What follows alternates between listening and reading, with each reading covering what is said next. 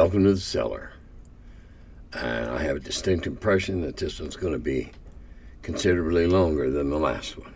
Thank you.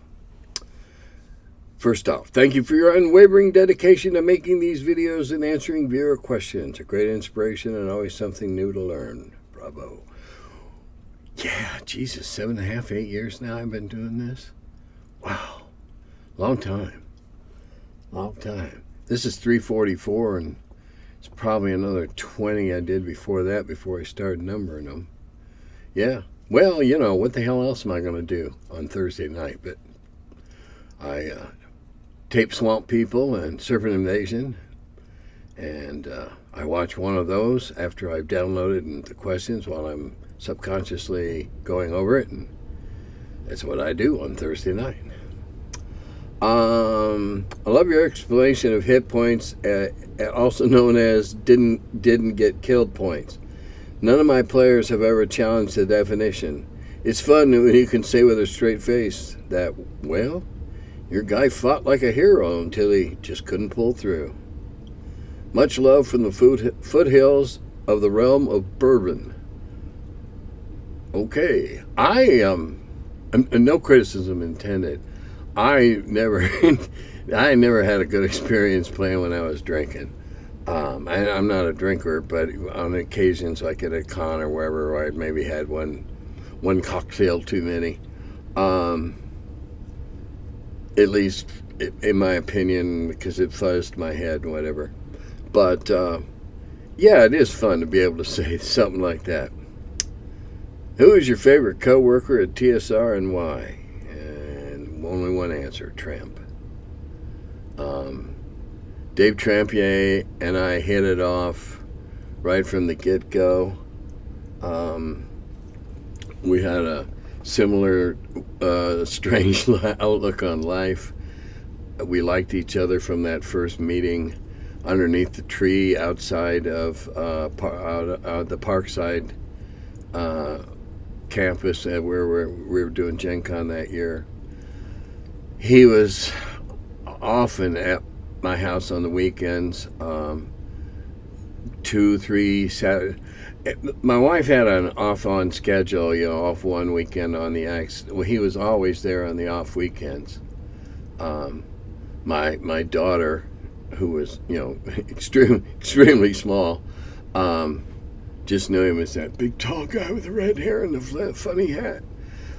He was there quite a lot, and if we weren't playing Micro Armor on my sand table, we were smacking race cars into the wall at the end of the track.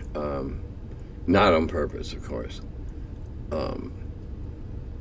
We really enjoyed each other's company. I terribly enjoyed his art.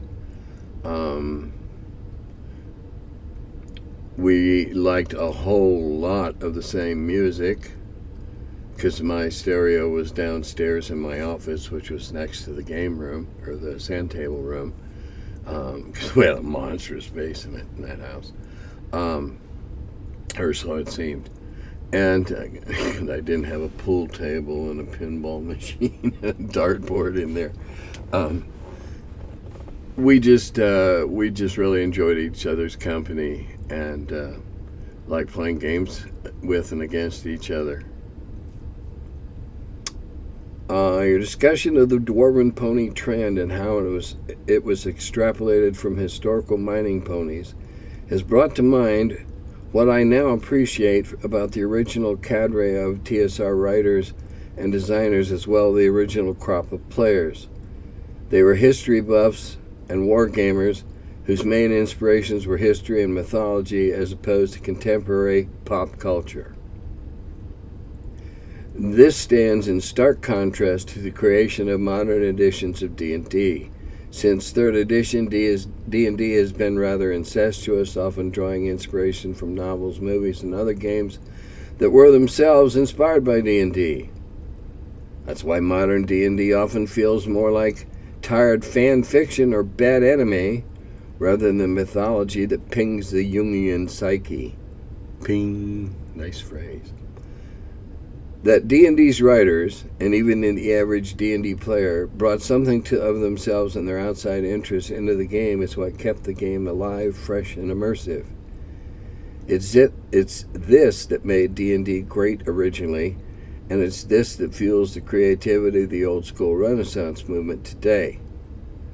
So to you and your cohort and those inspired by them who keep my gaming always engaging, thank you. Well, you're welcome. And I think you hit on a very good point, because, well, and there's several more mentions of this same point, and that is the difference in the people coming into the game.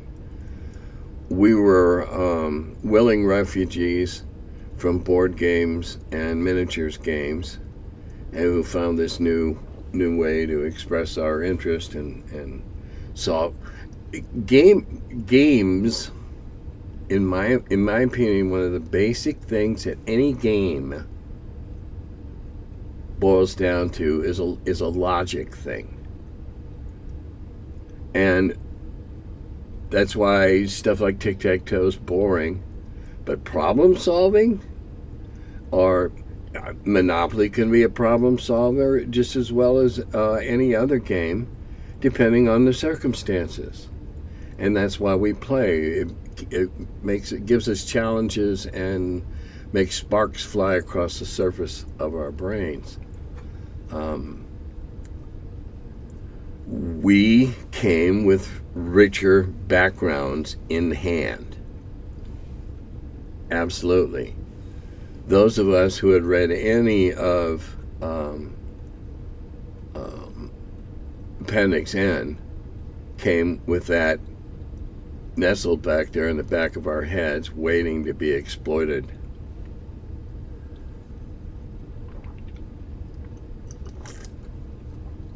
I'm not bragging. I'm not shouting from the rooftops that we were better. We were certainly different. Our educations were different. Our experiences were different. What we brought to the table, therefore, was different. And the original ethos of the game world was, we're all in this together. So it had a binding effect. That's why there was never a game club as tight as there was a gaming group, especially if they played for a while. Never. Let's see. Like I said, this gets touched on in a couple different ways as we go on tonight. All right, this is a response to that. While I do somewhat agree with you that D&D's inspiration as of late has felt somewhat incestuous, I see that as more of a literal term in that it only clings to the classic aesthetic of itself in a very skin-deep and vestigial manner, keeping things around just because D&D always has, namely several mainstays on the equipment chart, even though in modern games, some of which I'm a fan of, the 10-foot pole or the iron piton feels redundant at times, which makes it feel a little self-referential. And that's right. When you circle back around and start seeing old things as new, it's bound to happen. It's happened more quickly here in this game, but you can go in history and find everything from hairstyles to hemlines. It cycles around at some point in time.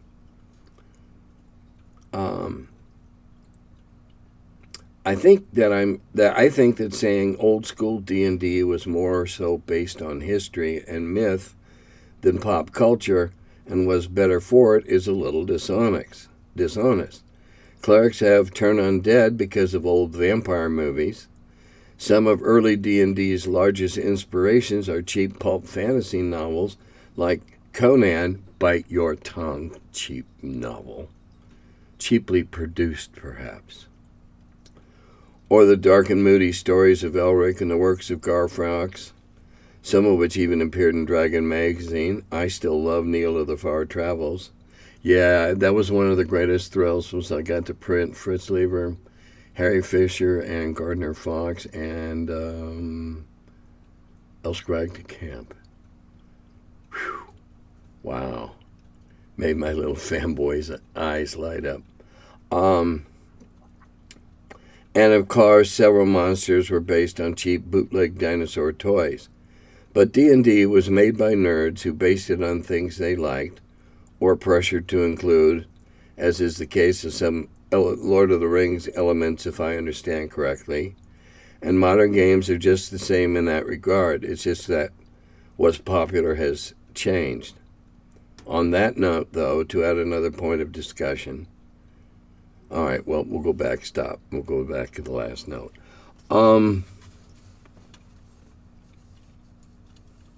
I didn't say it was only there. What you cite as clerics and turn undead and vampire movies and that is Appendix N.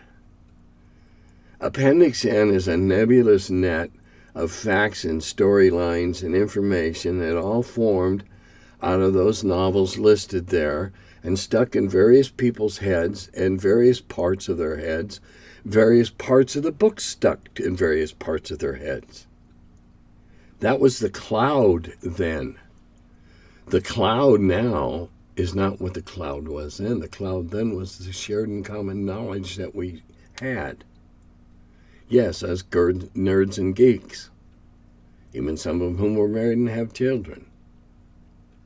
Yes. Certainly there was some myth in there with vampires, of course. But we had all sorts of other horrible monsters in there already. Werewolves. Okay, werewolves are from mythology, but they're also from fiction.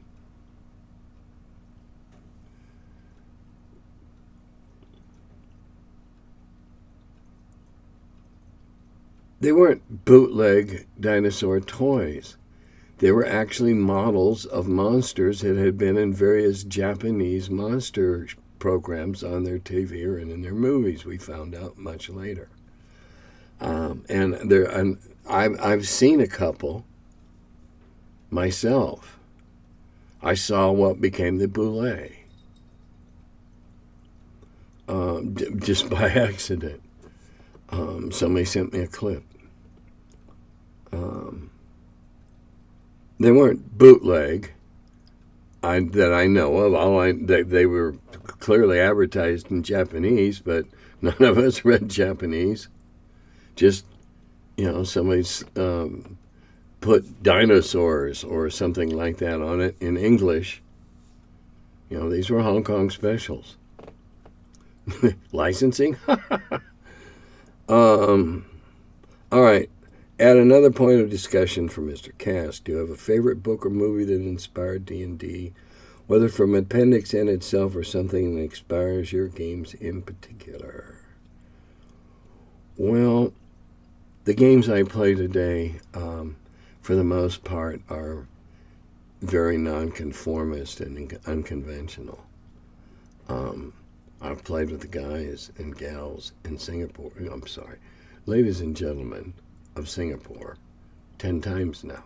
Not all of them, several of them every time, but not all. And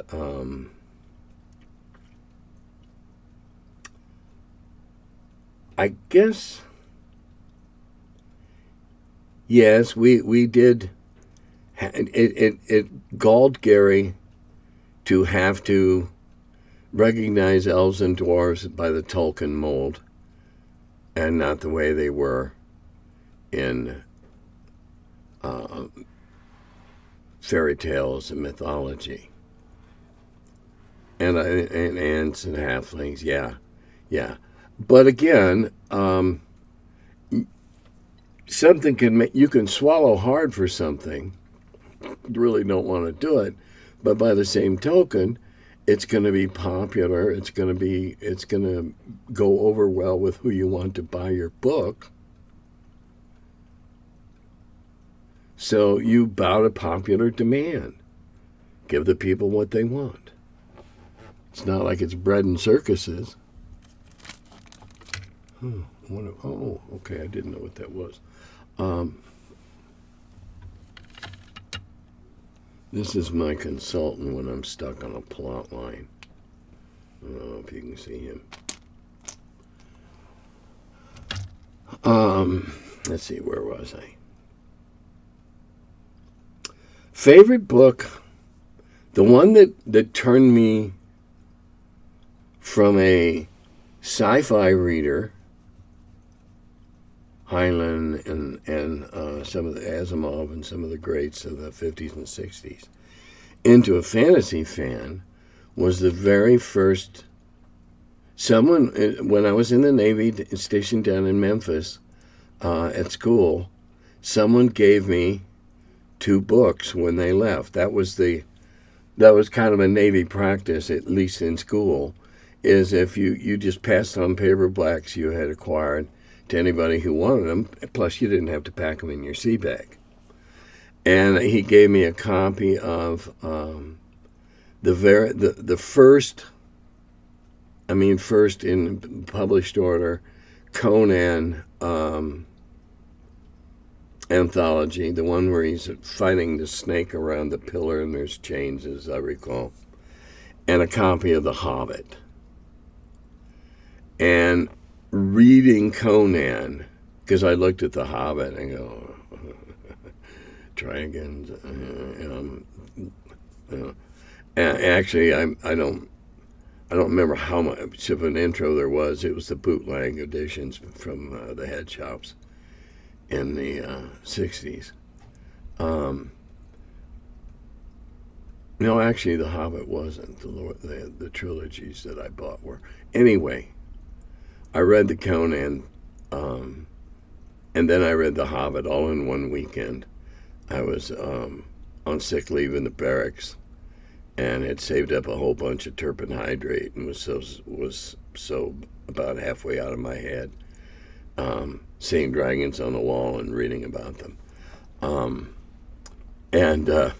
That's the 2 I wrote that weekend, and that changed me from sci-fi to sword and sandal, and that slid into fantasy, and I enjoyed it, and I took a right turn, and I saw that stuff, and I turned left, and I haven't ever turned back again. Originally picked up a copy of the original printing of Snake Riders. That was Jim Ward's copy. Fantastic adventure. What books are you currently reading? I've taken your advice in the past. I read Heights of Dwarves and Nichols Orcs, both tremendous series. Thanks for keeping the videos coming and sharing the lore. Nothing spectacular jumps out. I read about 2 normal-sized books a week, and I read a lot of different things. I read fantasy, I read mysteries, I read books that catch my interest, stories, okay? I read historical stuff.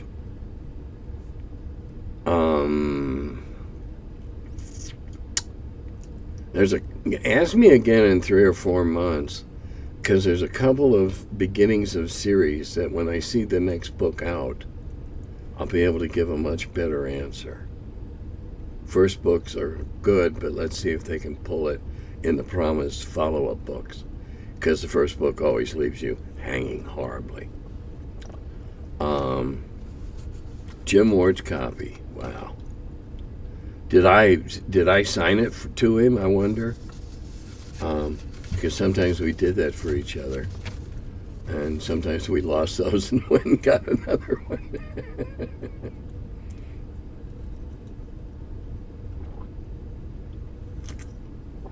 All right, here we go. I vaguely remember the dwarven pony phenomena. That ties into something I've only lately been thinking about, the currently common concept of the Dungeoneer's pack. Okay, this will be fun. The equipment selection that's in most popular RPGs, sort of the Explorer's Toolkit. After almost 50 years of playing these crazy games, I'm imagining the encumbrance that trying to fight wearing an 80-pound pack might cause. 80 pounds? Are you nuts?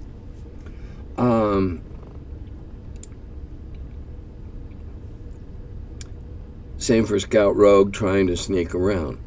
Well, okay. I've never applied to any disadvantage factor for a character for this type of encumbering equipment, but I'm considering it now. What's my thoughts? In a game, would it be worth the trouble of requiring the players to remove their cumbersome backpacks or suffer negative modifiers for certain activities? All right, let's stop here. There's some assumptions being made here. If they're brand new rubes fresh off the farm, trying their hand at adventuring, no, they don't have a lot of crap. If they're third, fourth, maybe even fifth level, still working their way up, they might have a bunch of crap they're carrying.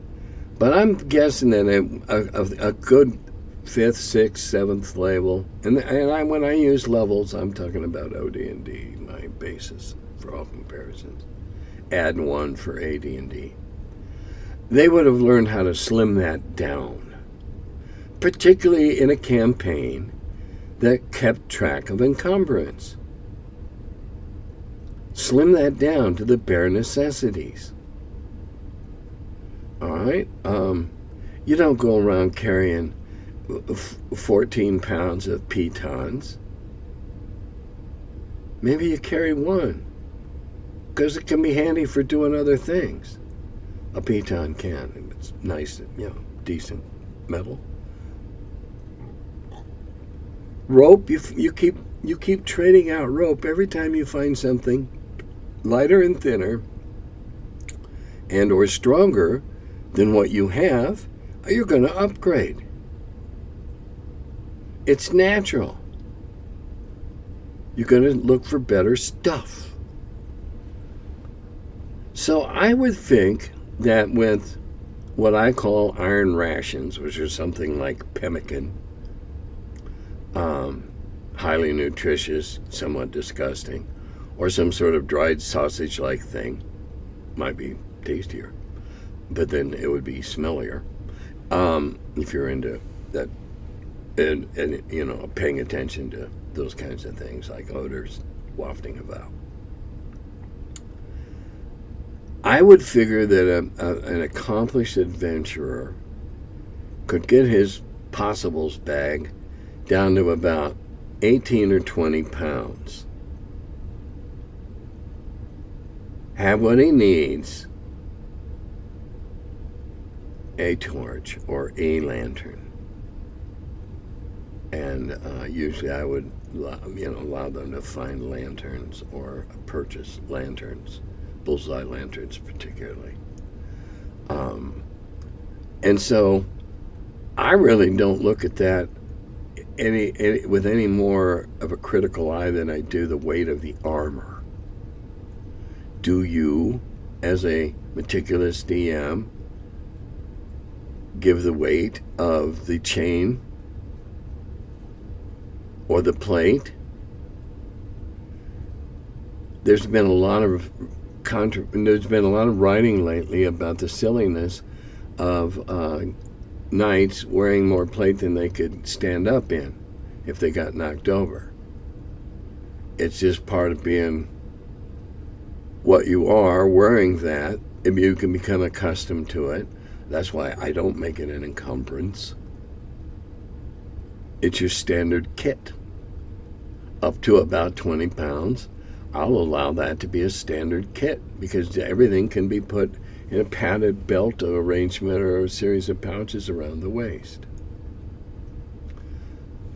One of the great treasures when I was running games is finding a exceedingly well-crafted little bitty kit of burglar tools.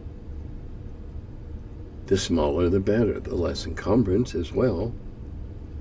The same can be said for levers or pry bars or any of whatever, better rope.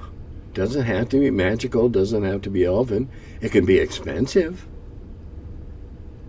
Certainly, it should be, unless you're lucky enough to find it and it's not rotted or whatever, depending upon what it's made out of.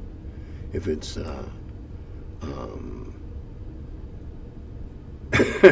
no, I can't go there nowadays. All right, anyway, shame on me. Bad habits. Yeah, if you're running around with a big backpack that looks like something that they're wearing, that Sharp's wearing in any of the Sharp's Rifles movies, yeah, that's big and encumbering. And yeah, they slip them off when they go to slipping and sneaking around in the rocks. Certainly, indigenous Americans didn't go out pulling a travois trying to hunt.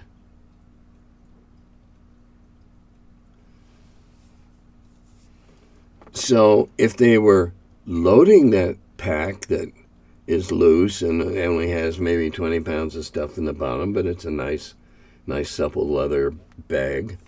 If they loaded more stuff in there, at some point, yes, I would. At some point, I would start looking at the encumbrance, but not standard gear. Standard gear is your harness,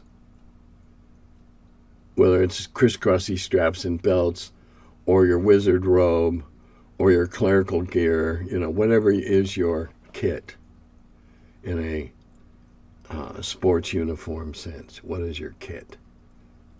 I'm not going to penalize you for that. Not my thing.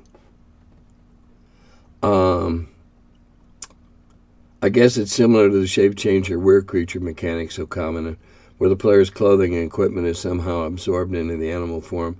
Oh, no, not in my campaign. Reappears when they reassume. Just a way of betting reality for ease of play, I guess. As in, the druid can transform into an eagle, fly across a chasm, and reform on the other side with their kit intact. If he was really high level, maybe.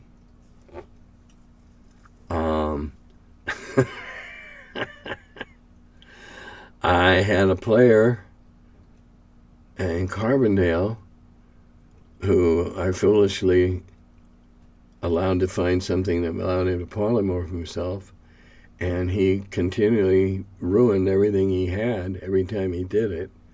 Broke it up, the plate was destroyed, the armor was broken, whatever.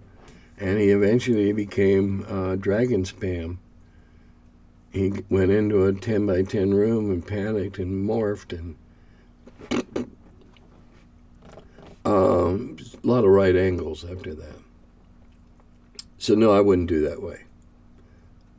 I don't see. All right, new comment. I don't see the problem with dwarven ponies or war dogs or other animals being used by PC. The easiest way to limit them is to remember that there's only so many, and they're not exactly easy to replace.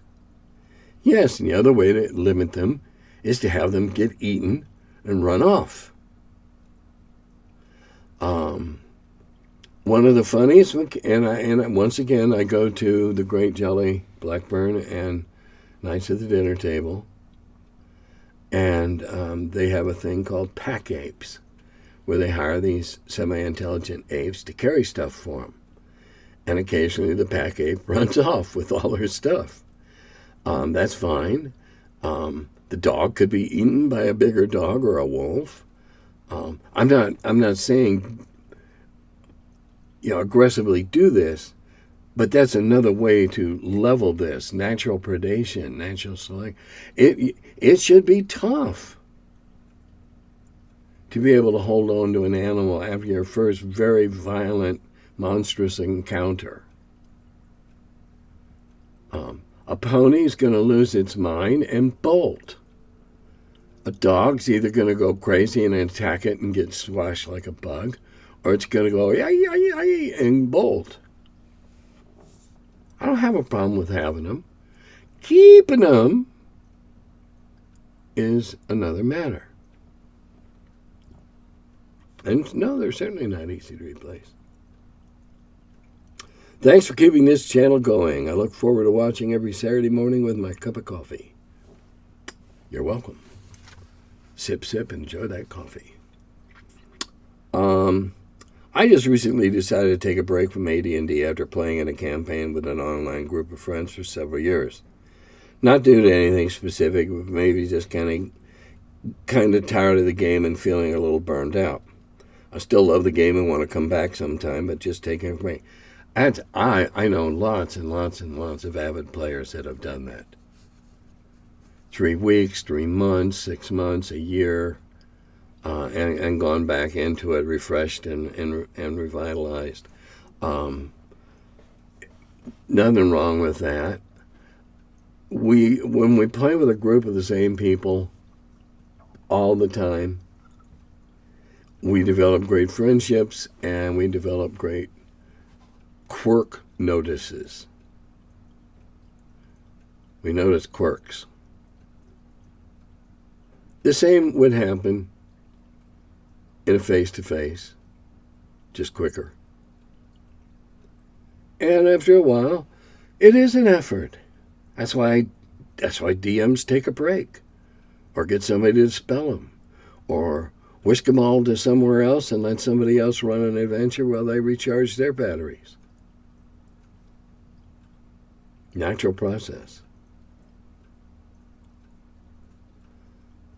With that, what is the longest campaign you either ran or participated in, and how many characters managed to survive until the end? Well, the longest campaign I ran was at Carbondale, which, while not terribly long in months, was terribly intense in hours. And then we played 15 hours a week. Not all at once, but we did. The funny thing is, when I had announced to the club that I'd been hired at TSR and I was going to be leaving on such and such, and the final, I told them that we would wrap up what we'd been doing all this time, let them find the laboratory that we had been looking for all this time. And, everybody's happy, and let them figure out who is going to run the next one. And,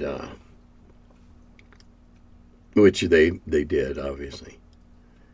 And everybody, of all the original characters, and in this I include Deathless Bob's many, many, many deaths that I've told you about on numerous occasions. Deathless Bob was living, Deathless Bob had a living character at the end. And the only one of the originals who had died and hadn't come back or wasn't alive at the end were 2. Neil, the Dragon Spam, though he had another character, but he played a long time with that character and then canned himself. And Werebear. Werebear got all excited and very uncharacteristically careless, and ended up the very thin layer of jelly between 2 stone pieces of bread. Very large and the one that fell down was quite heavy. The rest of them all managed to eke through one way or another. We had one. Can't remember if we had a resurrection or not. Keep in mind also that I wasn't really trying to kill them off. I was doing a lot of testing out of stuff and consulting with Gary about it. So I wasn't perhaps quite as lethal as I could have been, quite selfishly, because for a while I wanted to make sure I kept them, because there were things we wanted to try out. And so I won't say I appeased, but I wasn't nearly as strict as I could have been, or nearly as strict, not even as strict as I was 10 years ago or longer.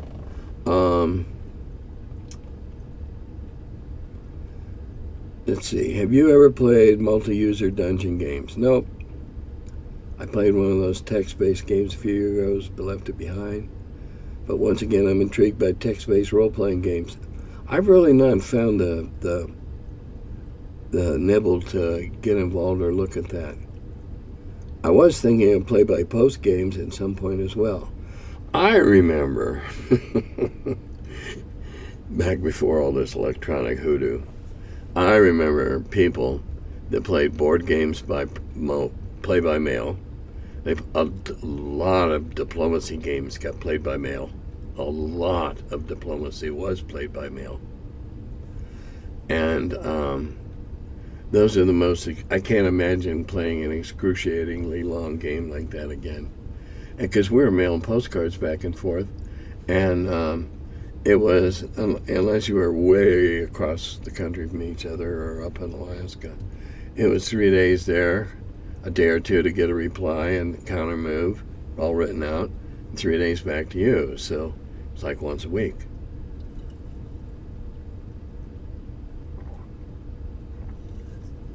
Now, if you're going to play on an electronic platform of some sort, where you can type your feelings out and they go back and forth and you simulate the passage of all that time, I'm not still interested. Okay. But hey, I'm not interested. I know there are people that are. People that aren't as consumed by it as I am and deal with it in a more detached and distant fashion. It's fine. Since you said it, okay, questions about the early issue of the Dragon. Was there ever an ending to the Dumb Cash novel by Garrison Ernst? You mean Gary? No. To my knowledge, Gary never finished that. If he did, I certainly didn't publish it. I would go find an index, a searchable database and look up Garrison Ernst. I think that's probably the only reference you'll find. But it may have been done after I left. You talked about how the majority of the authors you published weren't professional until they published in The Dragon. Yet in issue 2 you published a story by Gar Fox. How did that? Well, I said the majority. The majority. Gar and Harry and Fritz were all, and El Sprague de Camp, they were all, I think it was one Carter, I think it was de Camp. I reprinted one of his stories. They were one article, one piece in the magazine. I don't think I ever gave more than 10% of any issue to anything like that. I had too many things I wanted to publish. And so, yeah, they were pros, and I was reprinting stuff that had been published a long time ago with permission, because I was trying to provide ideas for people, encourage them to go out and find these authors, and therefore build their own Appendix N. How did it happen? I think Gary had corresponded with Gardner. Gary had corresponded with Fritz.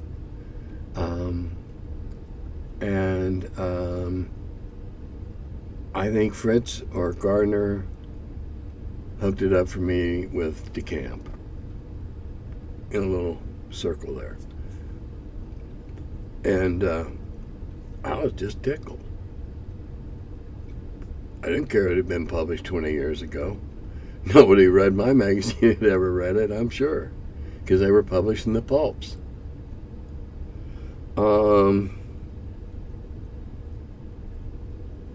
If you read Shadow Dark's rules for carousing, haven't got there yet, it may remind you of an article from issue 10, Orgies, Inc., but a lot more simplified.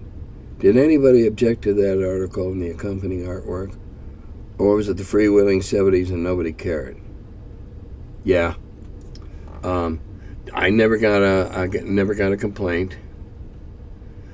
got to remember, 99% of the people seeing this magazine were male, and I wasn't going to get a complaint there. I mean, anybody liable to be offended by that would have been offended by the devil worship in the game, and they wouldn't be there anyway.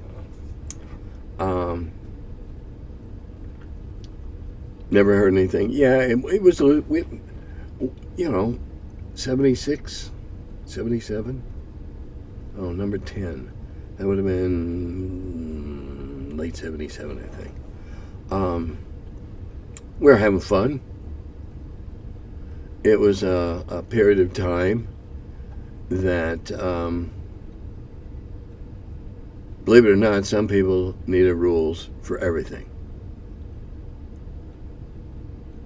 And believe it or not, we had heard the question, how do I do an RG? My players want to do an RG. I don't think that's what prompted the article, but the interest was there. I don't even remember who wrote it.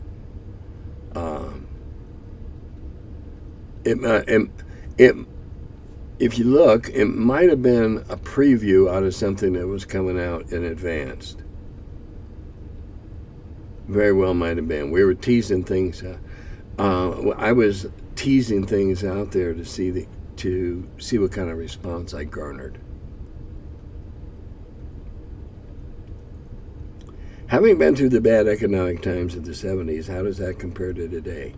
How would starting Gary's and other games be different if made today?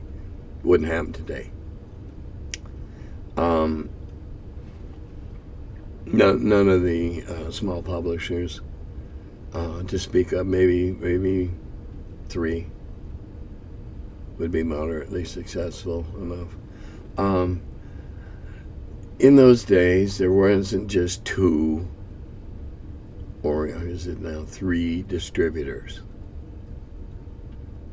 Distributors were regional all over the country, and we did our business through distributors. They went out to the mom and pop shops, to the bookstores, wherever they had games in, and they distributed our products. I mailed direct the magazines, and that's how we built. Sadly, during the Reagan administration, not necessarily Ronnie's fault, there was a big business recession, and a lot of mom and pop shops went out of business. The distributors consolidated. There were lots of small companies that wanted to get a piece of the pie. Part of the reason I was able to float Dragon was all those small companies bought ads. Some of those small companies made good. Steve Jackson Games, one of the earliest advertisers in the magazine. We didn't care what the ads were advertising, within bounds of good taste, whose company it was, because our mission, Gary and I as publisher and editor, was to rise the tide for all the boats. Those companies aren't out there. There is no single venue you can focus your attention to advertise something. You can scattershot it all over social media, but that's a very scattershot approach and not likely to lead things. I believe that the last legitimate attempt to start a new product in this industry of any industry-spanning scope was Gygax magazine. Again, because we were writing about every kind of game there was. Board games, role-playing games, miniatures. Today, The only way you could do it today is with a Kickstarter or something of that nature. Oh, speaking of which, I gotta write a note here to myself.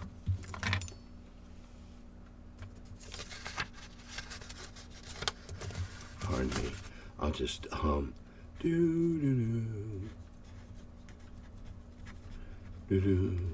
Gotta talk about this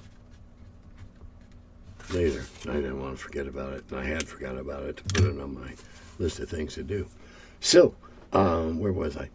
Oh, I think it would be the only method today to publish a game is to kickstart it. Lots and lots of Kickstarter projects don't get funded. They don't meet the goals that they need. Kickstarter is a tough son of a bitch. If you're going to kickstart a game, you got to have it ready, spec'd to go to the printer the day that it funds. You can't screw around. You can't be waiting for anything. Now that means you got to get all that writing done in advance. You got to get all that artwork, and if you're buying other artwork from other people, it's all coming out of your pocket. The bar is really high, even for Kickstarter. And then, if you got a clever marketing campaign, you can make millions of dollars with something as stupid as exploding kittens. I hope that everybody that rushed into that feels a big hook in the corner of their mouth. But it worked. Made millions of dollars on a game that play it 3 times and what's the point? I've been watching a bunch of D&D history about Dave Arneson as of late. It seems like Blackmore was developing more towards Dave's local campaign rather than a D&D setting like what became the Greyhawk Folio. Did you get much material submitted to the Dragon for Blackmore? Was Dave a regular contributor to the magazine? Blackmore was a slice of life type thing out of his campaign that was supposed to be his counterpart in an agreement that he and Gary had. That Gary would do his Greyhawk and Dave would do his Blackmore, and they'd show the world their dungeons and their modus operandi. And Gary went ahead, did Greyhawk, and from what I've heard, really tugged and pulled at Dave to get stuff from him. And of course, as I've told many times, the fall of 75, the Peach Basket incident, and from it, I crafted what I thought was a mere companion, a mere piece to Greyhawk, a slice of somebody else's campaign, that amazing Temple of the Frog, which was just meticulously developed. And as soon as it came out, the first thing Dave did was go around and telling people, that's not me, that's not my book, I disavow that book. He collected the royalties, but he disavowed it. It wasn't his. I made out of it a companion to the core rules based on his material and some other people's material, because he didn't give me enough material to do a book, and he still got full royalties for it. Other people who had significant chunks in there didn't get a dime.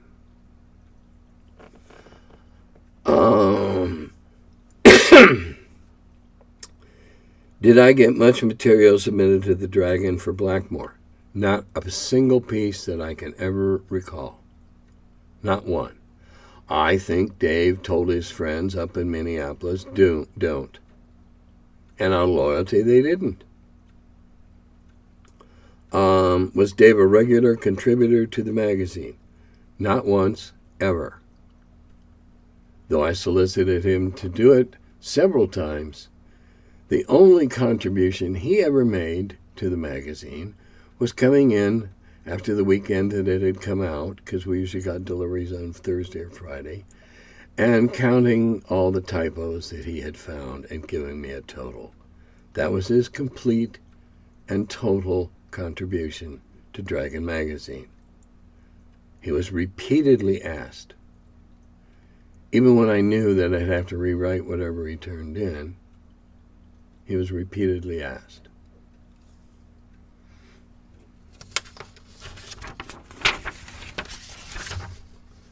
Speaking of dwarven ponies, why the heck don't dwarven minds look like mines? I've often wondered this. There should be vertical shafts, horizontal shafts, lifts, mine carts, and rails, etc. Well, in the very first book, in the set of the very first 3 books, there is a multi-level dungeon that I believe says it could also be a mine. While dungeons might have staircases, mines would have ramps and slopes so the ore could be hauled out by those dwarven ponies. I don't know why people don't do that. For one thing, it's pretty hard to justify a top-down map of something like that from the top when you can't fly and you can't see through the ground. So any map is going to be the best estimations of Borky. How many paces? 93. 31 feet. Whatever. 31 yards. Whatever.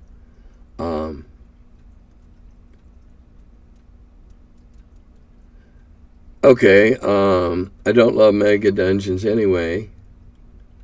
You could have the dwarven ponies pulling carts, making the pulling of work. Sure.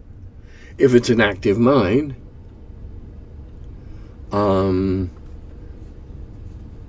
Almost all the fiction I've ever read about dwarves is all pointing me at don't mess around with them in their own active mine because they aren't likely to take kindly to your visit.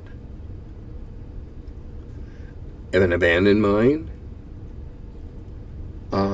it's like I watch Gold Rush, and I like seeing particularly like seeing the old pictures of the old shafts into the hill, into the mountain.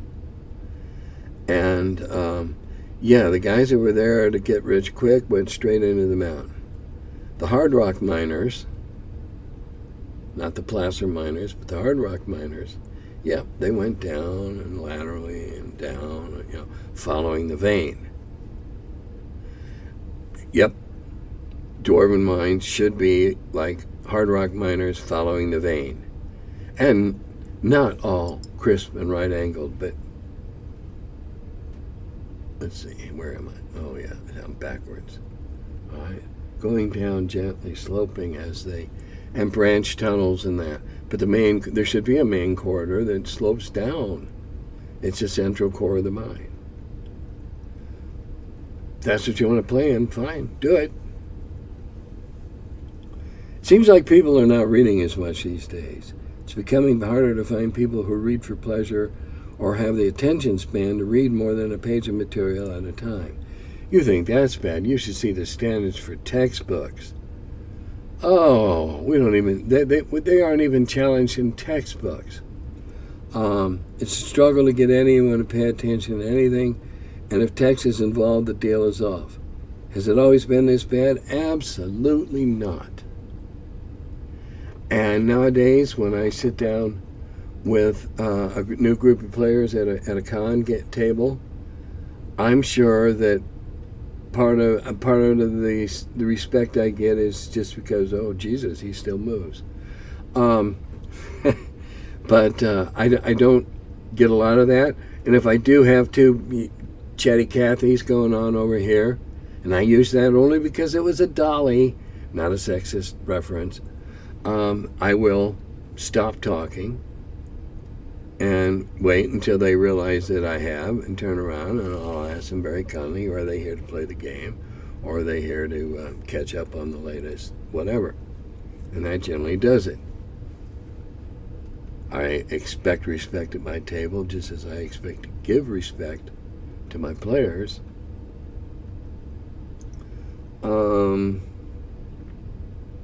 So no, it certainly hasn't always been that bad.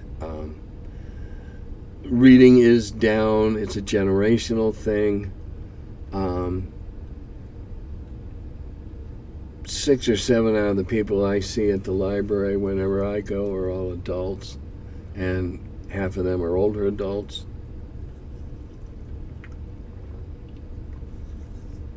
Now, with the ease of e-readers, I would think that would facilitate more reading. I won't use one myself. I want to feel the book in my hands. But I don't know. Blame it on the education system that I used to be a part of, because the standards for reading and comprehension are abysmally low.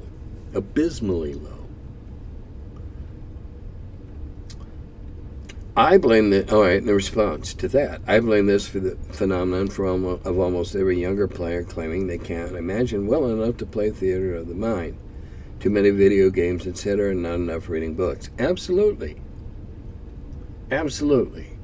We do not place the value of reading for pleasure that we should. It's too easy to just sit your ass down, hit a button, and watch streaming for an hour and a half.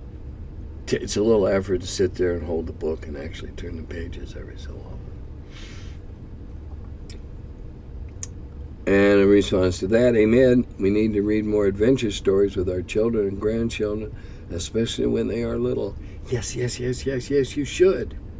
And if you have the skill or want to encourage the skill, get a couple sets of story dice and use them to make up your own stories. You'd be amazed how young some kids can be that can grasp that and start spinning yarns. Yes, do it.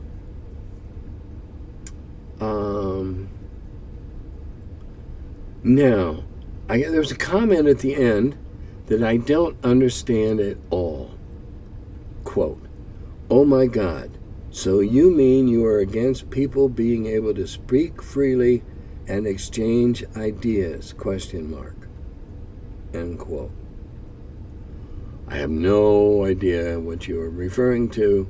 When you're going to do something like that, I'd appreciate it if you'd give me an approximate timestamp and see what it was I said.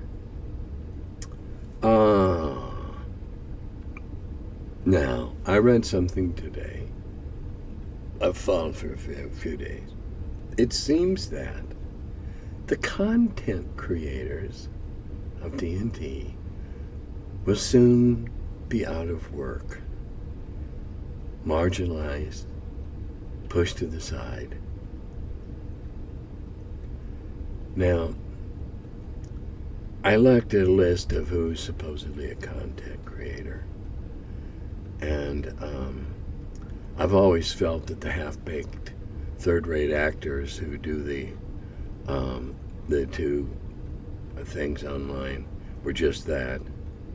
And these content creators are just people who go online and fulfill an inner need, as I do. I like talking to people and I like answering questions. But they have made money at it, and their livelihood and their sense of self is all tied up in that. And for that, I feel sort of sorry. But some of them, if they'd been producing anything of value, might not be facing a bleak future as more and more people play the game rather than watch the game being played. Watching the game being played was somewhat of a phenomenon of the corona pandemic, when we all had to stay indoors.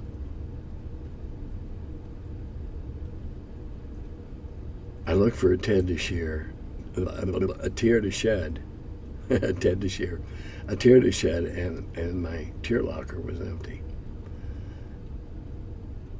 Now,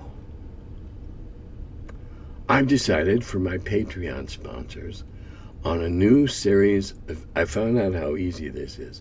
I'm going to do a new series of short videos with my phone, and we're going to visit the various shelves in detail in my many shelves of books and games and obscure bits and pieces.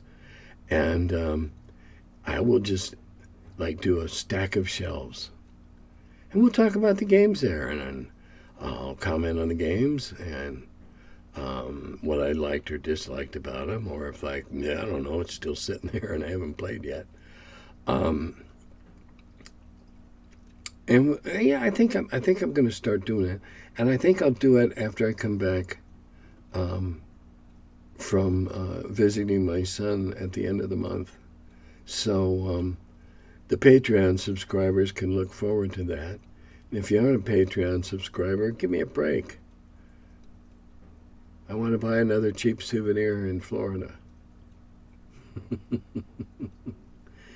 And in the meantime, Dodatagovi.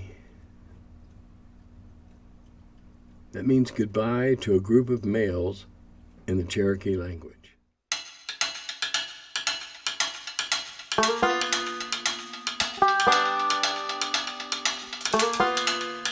Hello, and welcome to my cellar.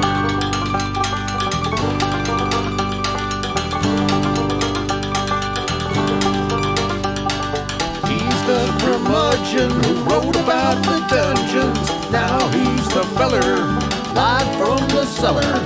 Talks about D&D and old school RPGs. Still quite a feller, the curmudgeon in the cellar.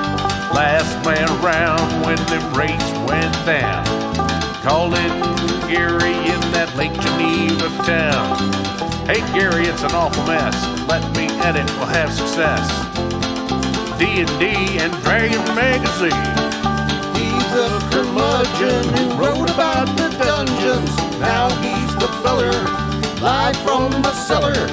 Talks about D&D and old school RPGs, but he's still quite the feller, the curmudgeon in the cellar. Magic missile, it's a mortar shell. Make it hit in the first level spell. Brought psionics to the game to attack that wizard's brain. ESR and fantasy, collection of micro armory. Titan with tramp under a tree, high as could be. He's the curmudgeon who wrote about the dungeons. Now he's the feller, live from the cellar. Talks about D&D and old school RPGs, but he's still quite the feller, the curmudgeon in the cellar. Still quite the feller, the curmudgeon in the cellar. Curmudgeon.